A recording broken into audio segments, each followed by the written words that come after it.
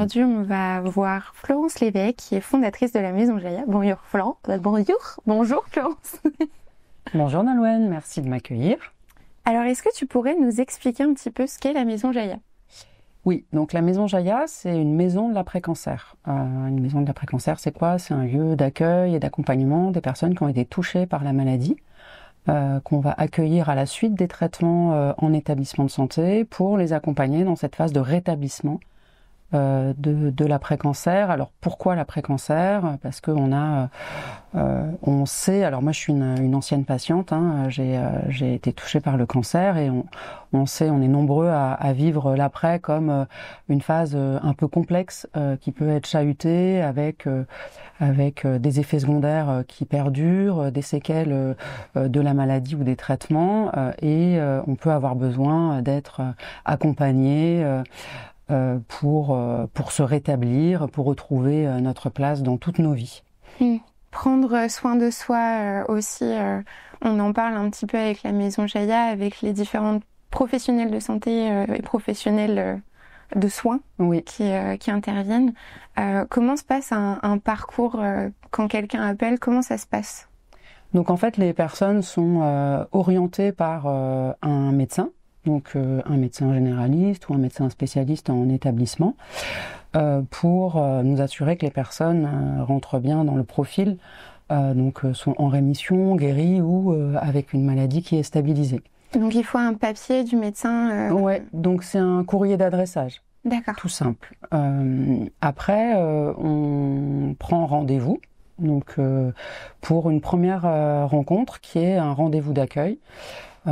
Et cette rencontre, c'est avec moi, donc en tant que patiente partenaire, ancienne patiente, pour pouvoir accueillir très librement finalement cette personne. C'est un temps long, c'est 1h30 d'entretien, un échange de qualité, un échange libre, ouvert, entre pairs, où la personne va mieux comprendre ce qu'on fait dans la Maison Jaya, confirmer ou pas qu'elle a envie d'intégrer un parcours et commencer un petit peu à dessiner quels sont les besoins de la personne pour la personnalisation du parcours. Et ensuite seulement, elle rencontrera Adeline, qui est notre infirmière coordinatrice, pour co-construire plus précisément le parcours de l'après-cancer. Donc nous, on intervient sur 5 grandes thématiques. D'accord. Le bien-être physique, psychique, émotionnel, l'alimentation, l'hygiène de vie, la sexualité, la vie intime et le retour au travail et à la vie sociale. D'accord. Donc on construit ces parcours en s'appuyant sur plusieurs professionnels de soins qui vont intervenir dans la Maison Jaya et également en complémentarité avec d'autres associations présentes sur le territoire. Et ce qui est important, c'est que ces parcours, ils sont donc coordonnés par Adeline, notre infirmière coordinatrice qui verra nos bénéficiaires 3 fois durant le parcours. Ils sont personnalisés, puisque finalement, on n'aura pas 2 parcours identiques. Et ils sont pluridisciplinaires, donc autour des champs que j'évoquais tout à l'heure, parce qu'on sait que c'est vraiment cette complémentarité entre les différentes disciplines qui va finalement avoir de l'impact sur le mieux-être de nos personnes accompagnées. D'accord. Et les professionnels discutent entre eux des différentes personnes qui reçoivent. Est-ce qu'il y a un échange en fait entre les professionnels ou c'est vraiment chacun dans son coin un petit peu ? Non, en fait, justement, on a vraiment construit une équipe. Et c'est aussi ça ce qui a motivé les intervenants qui travaillent avec nous pour rejoindre la Maison Jaya, c'était de pouvoir travailler en équipe. Donc cette équipe pluridisciplinaire qui est composée à la fois de professionnels de soins et de patients partenaires, parce que je suis pas la seule patiente partenaire dans l'équipe, nous sommes 4. D'accord. On se réunit tous les 15 jours en staff. Où là, on a à minima un représentant par discipline présent en réunion de staff. Et en staff, on va parler de certains cas, voilà, à partir d'un topo pour échanger un petit peu aussi sur la vision des uns et des autres. Et les professionnels peuvent également faire remonter, partager des sujets qu'ils auront identifiés, voilà, pendant les accompagnements. Et on peut à un moment donné aussi s'entraider. C'est l'idée de l'intelligence collective aussi, sur un cas sur lequel voilà on aurait des difficultés peut-être ou des questionnements pour accompagner, mais également présenter des réussites. Qu'est-ce que voilà, si une personne est satisfaite de son accompagnement, c'est important aussi de le partager, quoi. Donc ça, on est vraiment en train de le construire parce qu'on a ouvert il y a 1 mois. Donc on est au démarrage, on a une dizaine de parcours qui ont déjà été lancés. Et donc là, on est vraiment en train de construire ces parcours avec nos bénéficiaires. Et les premiers retours sont très très encourageants. Bah, tant mieux. Du coup, quand vous avez des parcours de soins, etc., il y a un échange tout du long aussi pour savoir si la personne est vraiment bien dans son parcours, etc. C'est vraiment adapté aussi au fur et à mesure, ou est-ce que c'est vraiment personnalisé au début et puis après on... Non, en fait, la personnalisation, elle est progressive. C'est-à-dire que, donc, premier entretien, rendez-vous d'accueil avec moi. Donc moi, j'ai déjà... Du coup, à la sortie de cet entretien, une vision un petit peu du profil de la personne, de ses besoins, de ce qui est important pour elle. Donc ça, c'est un peu la question fil rouge pour nous. Qu'est-ce qui est important pour vous? Parce qu'en fait, ce qu'on constate, c'est que on va avoir globalement des effets secondaires qu'on va retrouver chez beaucoup de personnes, malheureusement, des difficultés qui vont être communes à plusieurs, mais pour autant les besoins ne vont pas être les mêmes, parce que la personne, elle va avoir un besoin spécifique au moment où elle arrive dans la maison Jaya, qui va dépendre de sa personne à part entière, mais aussi de son contexte, de son projet de vie, de son environnement, de sa vie sociale et familiale, etc. Donc la question, qu'est-ce qui est important pour vous? C'est un fil rouge, je la pose au premier entretien, Adeline la pose à son premier entretien aussi, et ensuite elle nous suit tout au long du parcours. Donc tout est réajustable. Et c'est aussi la valeur ajoutée de la Maison Jaya, c'est que c'est un accompagnement personnalisé, et quand Adeline va revoir le bénéficiaire à mi-parcours à peu près, elle pourra réajuster si besoin dans la personnalisation du parcours. Donc on a vraiment ces temps qui sont des étapes à la fois importantes pour nous dans l'équipe pour construire un parcours qui est impactant, mais aussi et surtout pour le bénéficiaire qui va pouvoir finalement à la fois profiter de ce temps-là, mais construire progressivement son rétablissement, parce qu'évidemment le cœur du modèle, c'est que le bénéficiaire est acteur de son parcours. Nous, on n'impose rien, on propose.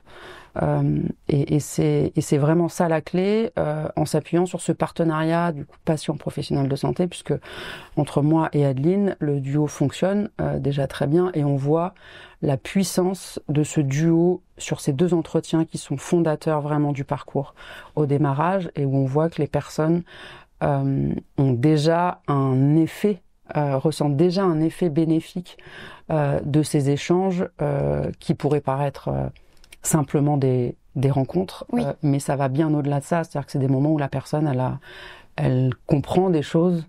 Moi j'apporte des éclairages en tant qu'ancienne patiente, donc il y a tout un tas de choses qui se passent et qui permettent d'arriver finalement assez facilement pour Adeline et moi à proposer des soins de support derrière qui vont être pertinents et qui vont répondre aux besoins de la personne.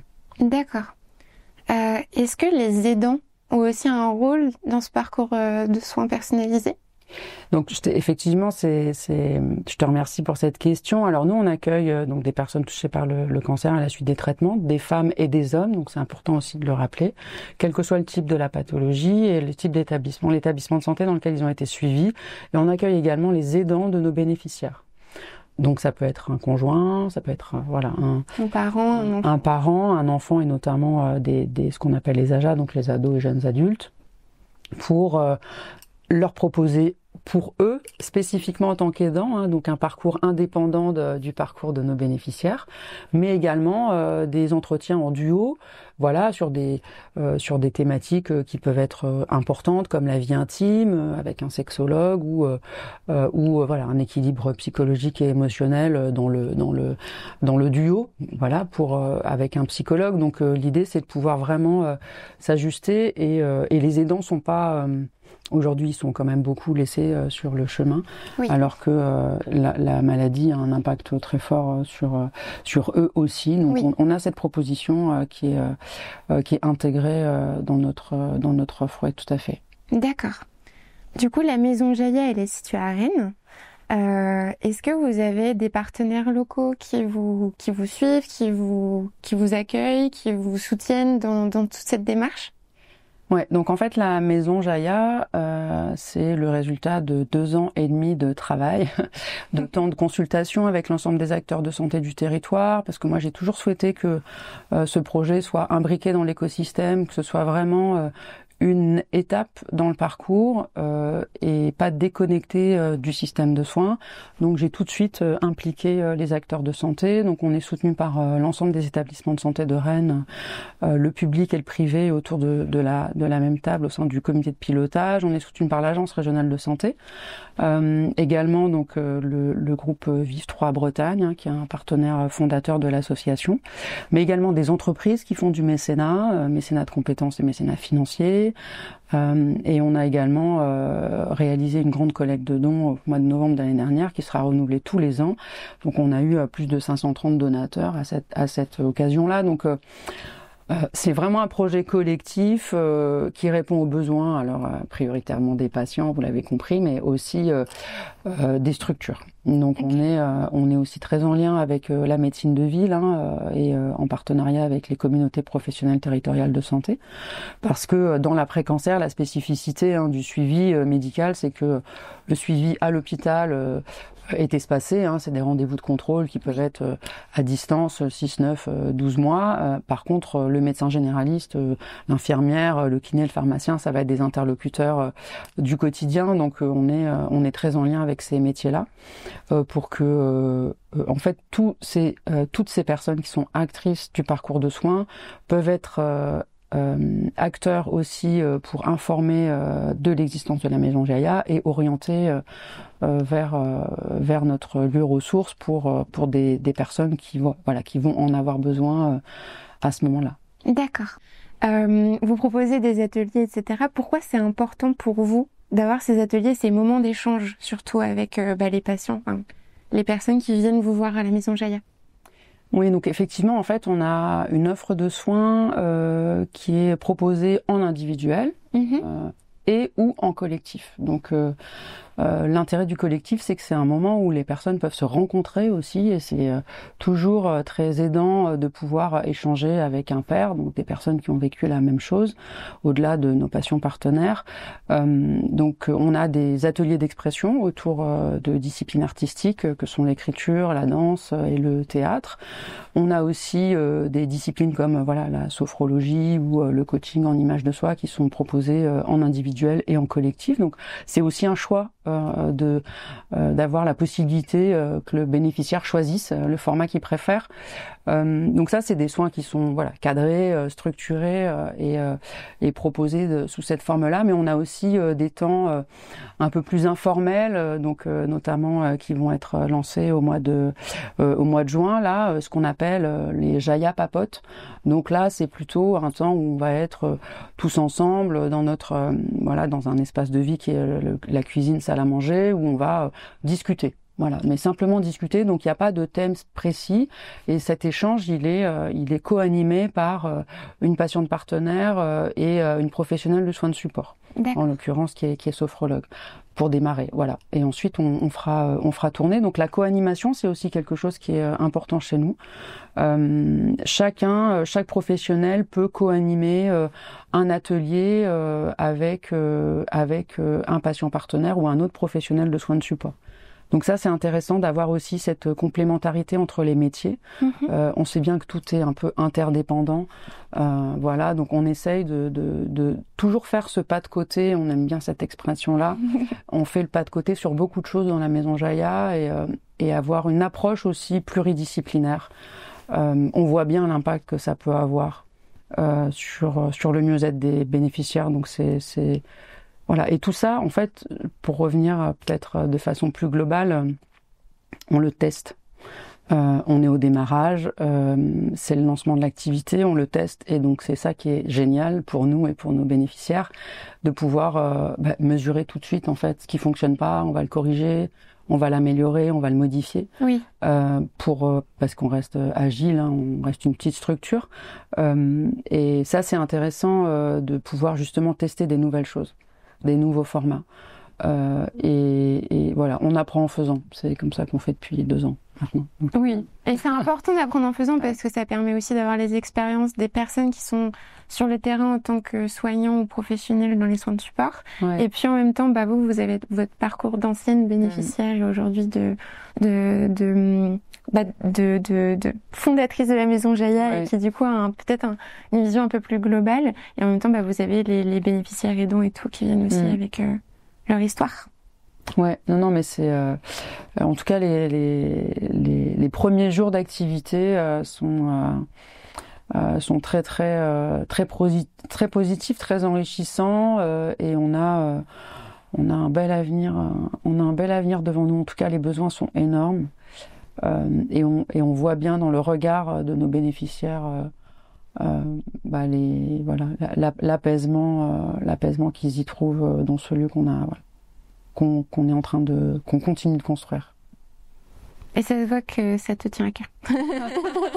Je te remercie. Forcément, voilà, j'ai mis beaucoup de moi dans ce projet. Mais j'ai aussi mis beaucoup de ce que j'ai entendu pendant de nombreux mois. Alors moi, j'ai été malade en 2017. J'ai beaucoup échangé avec d'autres personnes touchées par la maladie depuis. Je suis patiente ressource auprès de la Ligue contre le cancer. Voilà, j'ai quand même beaucoup évolué dans ces environnements-là. Et on est très nombreux, malheureusement, à avoir vécu l'après-cancer un peu difficilement quand même, et c'est un moment qui est important à la fois dans le rétablissement, comme je le disais tout à l'heure, mais aussi beaucoup dans la prévention, notamment quand on a été touché relativement jeune, ce qui était mon cas, et en fait on a cet enjeu fort d'éviter la récidive, donc on peut être assez démuni face à ça et de se dire comment je fais, est-ce que ce que je fais c'est bien. Voilà, donc quand on fait des choses un petit peu tout seul dans notre coin, on tente de faire, mais là, du coup, on a un regard de professionnel, on a un accompagnement qui est rassurant, en fait. Oui.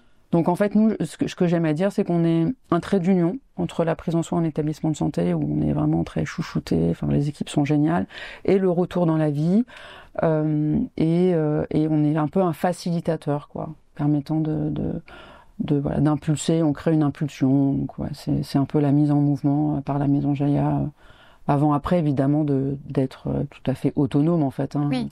L'idée c'est vraiment que les personnes quand elles sortent, elles aient repris confiance en elles aient retrouvé une forme d'énergie, qu'on les ait peut-être mis sur le bon chemin, on va dire. Accompagnées dans de meilleures conditions. C'est ça, exactement. Donc Florence, qu'est-ce qui te touche le plus dans les rencontres que tu fais aujourd'hui à la Maison Jaya ? Alors, du coup, ce qui me touche, c'est notamment dans le cadre de mes rendez-vous d'accueil. Donc, c'est la première rencontre avec le possible futur bénéficiaire. Ce qui me touche, c'est les mots qu'ils peuvent partager avec moi en tant qu'ancienne patiente. Les remerciements, les messages d'encouragement par rapport à cette maison.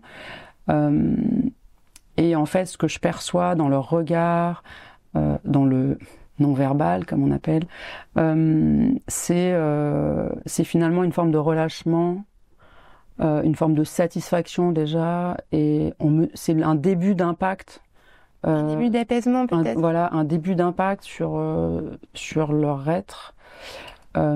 Et ça, alors c'est très très satisfaisant pour moi parce que c'est exactement ça que je voulais. Donc ça, c'est une satisfaction et un plaisir partagé en fait, parce que du coup, c'est le sens que je voulais donner à cette maison et c'est l'utilité que je voulais avoir et transformer en fait mon expérience, qui reste une expérience douloureuse, ça reste une maladie, et je voulais transformer cette expérience en quelque chose de positif au service de l'autre, et là, j'y suis quoi. Donc là, je suis parfaitement à ma place, parfaitement alignée avec mes valeurs, mon engagement. Donc c'est très, j'ai la chair de poule, mais enfin, du coup, c'est très émouvant pour moi et très gratifiant. Donc je souhaite vraiment qu'on continue sur ce chemin et que je continue de porter cette vision-là, quoi, qui soit partagée avec l'équipe et qu'on aille loin. Alors, qu'est-ce que ça signifie, la Maison Jaya ? Est-ce qu'il y a une symbolique à ce nom-là ? Donc Jaya, c'est un prénom indien qui veut dire victorieuse en sanskrit. C'est beau. Oui, alors j'aimais le sens évidemment de ce nom, mais j'aime aussi la sonorité. La rondeur, voilà, la lettre J, c'est de la joie, c'est de l'énergie. Voilà, donc c'était ouais, c'est un nom qui a à la fois du sens et à la fois un son qui me parle et qui semble-t-il est facilement mémorisable. Donc oui, et puis très doux. Il sonne doux à l'oreille. Il y a de la rondeur. C'est ça. Donc ça c'est bien, la rondeur c'est bien. Et si on souhaite en tant que particulier soutenir la Maison Jaya, comment on fait ? Est-ce que c'est possible et si oui, comment? Oui, bien sûr, c'est possible. En fait, donc en dehors des grandes campagnes de collecte de dons, il y en aura une tous les ans. Tout au long de l'année, effectivement, on peut faire un don à la Maison Jaya, donc sur notre site internet. Vous pouvez faire un don, sachant que on a, du coup, ce don donne accès à une déduction d'impôt de 66% pour les particuliers, 60% pour les entreprises. Donc, n'hésitez pas, si vous voulez être généreux donateur ou entreprise mécène. C'est toujours possible. D'accord. Et quand on fait ces dons-là, est-ce que ça peut être que des dons ponctuels ou est-ce que il peut y avoir une sorte de récurrence en fait dans cette... C'est libre en fait. Sur le formulaire de don, vous verrez, il y a plusieurs possibilités. C'est très libre. Et après, vous pouvez aussi adhérer à l'association dans le cadre d'une adhésion bénévole, on appelle ça adhésion bénévole, à l'inverse de l'adhésion pour les bénéficiaires, sans forcément avoir accès au parcours, mais pour soutenir l'association, donc c'est une adhésion annuelle de 35 €. D'accord. Pour les personnes qui souhaitent être informées aussi des actualités de la Maison Jaya et de notre activité. Florence, si jamais un bénéficiaire souhaite te contacter, comment il fait? Comment il s'y prend? Donc en fait, on peut prendre rendez-vous par téléphone. On a une ligne dédiée qui est le 02 23 06 14 80. D'accord. On a une adresse mail de contact @lamaisonjaya.fr. On est au métro Les Gailleuls et après on a un site internet. Donc sur Google, vous tapez la Maison Jaya et vous nous retrouvez. Eh bien, merci à tous de nous avoir écoutés.